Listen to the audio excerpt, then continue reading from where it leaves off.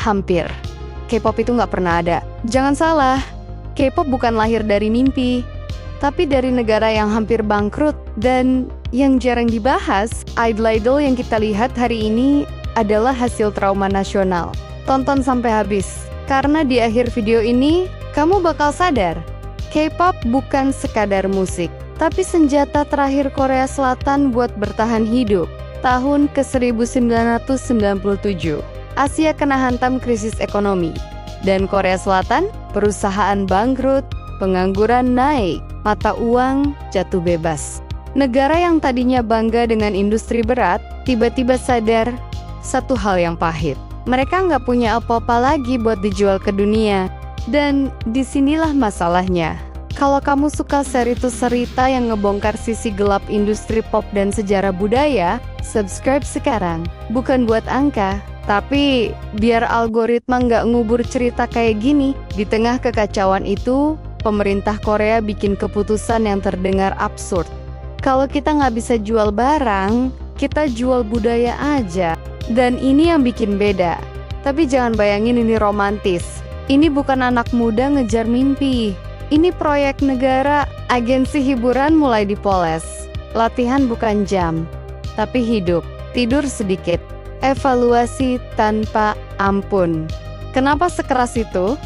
Karena sistem ini lahir dari logika krisis. Kalau gagal, mereka nggak punya kesempatan kedua. Idol bukan cuman artis.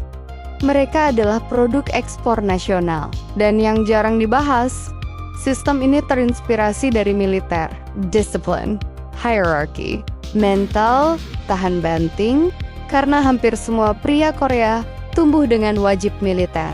Budaya itu merembes ke industri idol. Banyak yang salah paham, K-pop dari awal bukan mau jadi lokal. Pendiri Sam Entertainment belajar dari MTV Amerika dan sistem idol Jepang. Targetnya satu, pasar global. Makanya visualnya universal, lagunya catchy lintas bahasa. Konsepnya mudah diekspor, tapi disinilah masalahnya. Awal 2000, fandom K-pop itu brutal, fan war fisik, ancaman nyata. Industri sadar, kalau fandom gak dikontrol, semua bisa runtuh.